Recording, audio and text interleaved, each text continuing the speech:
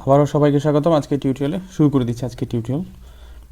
এই টিউটোরিয়ালে আমি আপনাদেরকে দেখাবো কীভাবে আমরা ভিজুয়াল স্টুডিও 2022 ইউজ করে আমরা এপিআই প্রজেক্ট ক্রিয়েট করতে পারি, এবং সেটা হচ্ছে .NET framework 6 .NET 6 latest version, সেটা আমরা ইউজ করি কীভাবে এপিআই প্রজেক্ট ক্রিয়েট করতে পারি সেটাই আলোচনা। তো অলরেডি আমার ভিজুয়াল স্টুডিও ওপেন অবস্থায় আছে। যদি কেউ ভিজুয়াল স্টুডিও 2022 ইনস্টল করতে না পারেন, তাহলে আমার একটা ভিডিও দেখে নেবেন আমরা কীভাবে ইনস্টল করতে পারেন। আমি অথবা ভিডিও ডিসক্রিপশানে দিয়ে দিব লিঙ্ক, সো সেটা দেখলে আপনারা ইনস্টল করতে পারবেন। অথবা কেউ যদি 19 ইউজ করেন অথবা 17 ইউজ করতে পারেন, প্রবলেম নয়। বাট যদি কারো ইনস্টল করা না থাকে তাহলে ভিডিওটা দেখে নিতে পারেন। ওকে, তো আমি এখানে ক্রিয়েট এ নিউ প্রজেক্ট, আমি ক্রিয়েট নিউ প্রজেক্ট দিলাম। তো এখানে আমি সার্চ দিব ওয়েব এপিআই। তো এখানে আমি দেখতে পাচ্ছি ASP.NET কোর ওয়েব এপিআই। আমি এটা সিলেক্ট করব। এই কোর ওয়েব এপিআই আসলে ক্রস প্ল্যাটফর্ম, সবগুলো প্ল্যাটফর্মই সে রান করতে পারে। আমি নেক্সট ক্লিক করলাম। তো এখানে আমি ফোল্ডার চুজ করে নিব।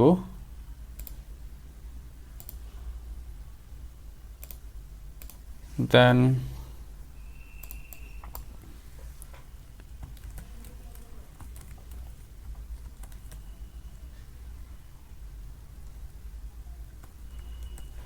আমি প্রজেক্টের নাম দিলাম। তো এখানে আমি 6 দিয়ে নিই, ভার্সনটা দিয়ে দিলাম। দেন নেক্সট,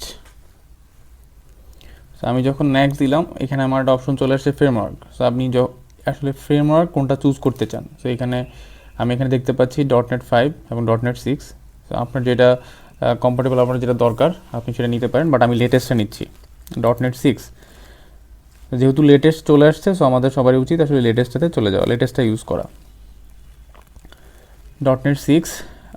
দেন কেউ যদি কনফিগার HTTPS কনফিগার করতে চান তাহলে নিতে পারেন, আর যদি দরকার না হয় আপনি ইগনোর করতে পারেন। সো আপাতত আমি ইগনোর করি। দেন ডকার, যদি কারো ডকার এর মধ্যে দরকার হয়, সো আমরা ডকারটা এখন আপাতত ইগনোর করলাম, পরবর্তী আমরা ডকার নিয়ে আলোচনা থাকবে।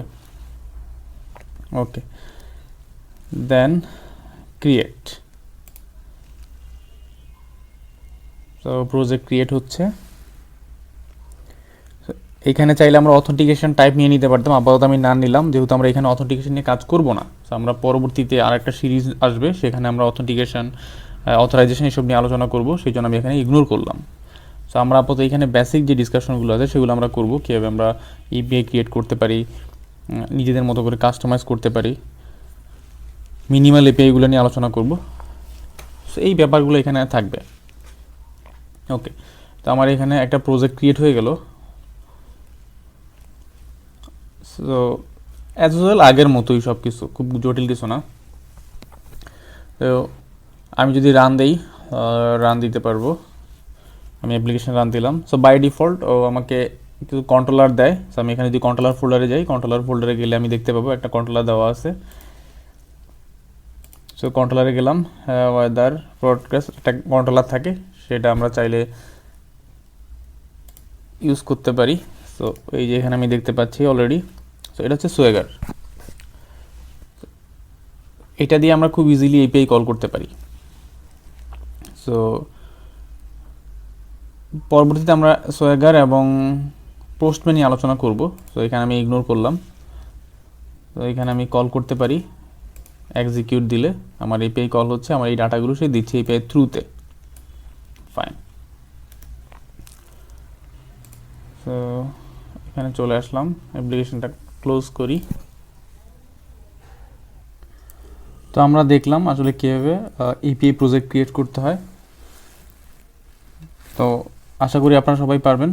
পরবর্তী টিউটোরিয়ালে আমরা এপিআই প্রজেক্টের যে ফোল্ডার স্ট্রাকচারটা আছে, সেই ফোল্ডার স্ট্রাকচার সম্পর্কে আমরা জানবো, কোন কোন ফোল্ডারে কী কী থাকে, কোন ফাইলটা আসলে কী কাজে ইউজ করা হয়, সেটা নিয়ে আমরা ডিসকাশন করব। তো সে পর্যন্ত ভালো থাকবেন, সাথেই থাকবেন। আল্লাহ।